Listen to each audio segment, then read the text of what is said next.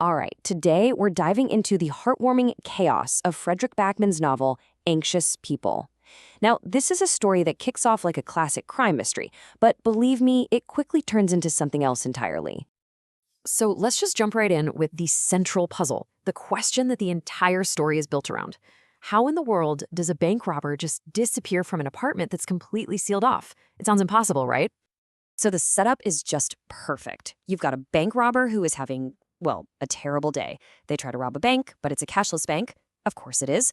So, in a total panic, they run into the first open door they see, which just happens to be an apartment viewing. Suddenly, it's a hostage situation. But then, hours later, when the police finally bust in, the hostages are all there, but the robber, gone. Poof, vanished.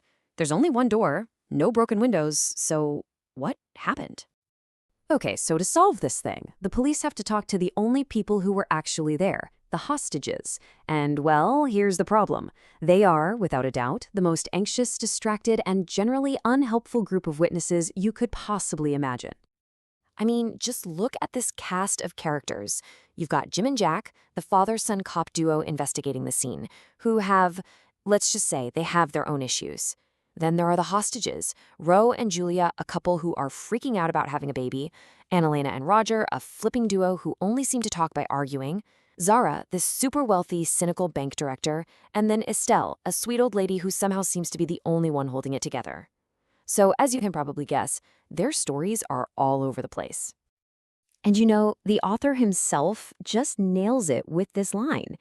He calls them all idiots, but he doesn't mean it as an insult at all. What he means is they're just human. They're flawed, they're anxious, they're just trying to figure things out and get through the day, kind of like the rest of us.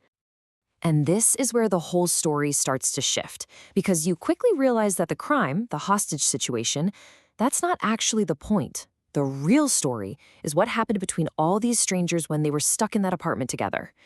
You basically have two completely different events happening at the same time. On the outside, the police are looking at a terrifying crime scene. But inside that apartment, something else was going on. The hostages started talking. They started sharing their fears, their failures, their biggest secrets. It stopped being a hostage situation and turned into this weird, accidental group therapy session. And what did they all discover? That deep down, they were all struggling with the exact same things. Regret, loneliness, money problems, just being scared of what's next. And pretty soon, they realized that their captor, this so-called criminal, was just as scared and lost as they were. Because it turns out, this mastermind criminal wasn't a mastermind at all. It was just a person, a desperate parent who was about to lose their kids because they couldn't pay the rent. And that level of desperation, well, that's something everyone in that room could understand in their own way. Now, here's where the story gets another layer deeper and even more connected. The book keeps flashing back to this other event, something that happened 10 years earlier, a story about a man on a bridge. And this one moment, it turns out, connects so many of these people. So get this, 10 years ago, a man is about to jump off a bridge. That man was the father of Jack, one of the cops working the hostage case today. And who talked him down? A random teenager passing by. And who was watching all of this happen from down below? A little girl who would grow up to become Zara, the bitter bank director, now a hostage in that apartment. It's just wild. And this really becomes the beautiful, central message of the whole thing. That one moment of kindness from a stranger on a bridge, it didn't just save one person's life that day. It created ripples through time, touching and changing the lives of all these people who had no idea they would all be brought together again years later by a totally different crisis.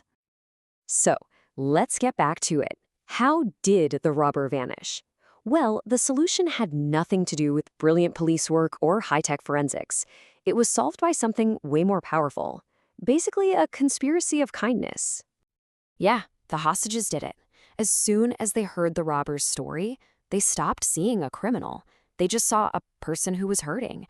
So this little group of idiots decided to work together. They purposefully gave the police those confusing, contradictory statements to buy time. And then they hid the robber in the empty apartment right next door. Simple as that. In the end, this chart really says it all. Was the crime solved by police procedure? Nope, 0%. It was solved entirely by collective human compassion.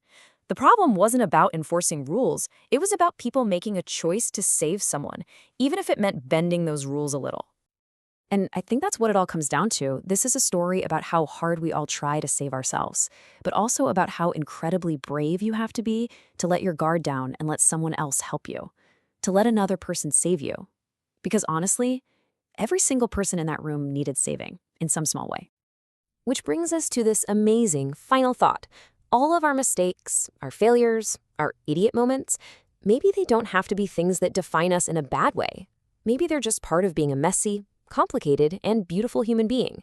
And maybe they're the things that actually connect us to everybody else. So that leaves us with one final thing to think about. In a world that's just full of anxious people trying to make it through the day, who is the idiot you're trying to save? Who in your life just needs someone to listen, to understand? And could you be that person for them?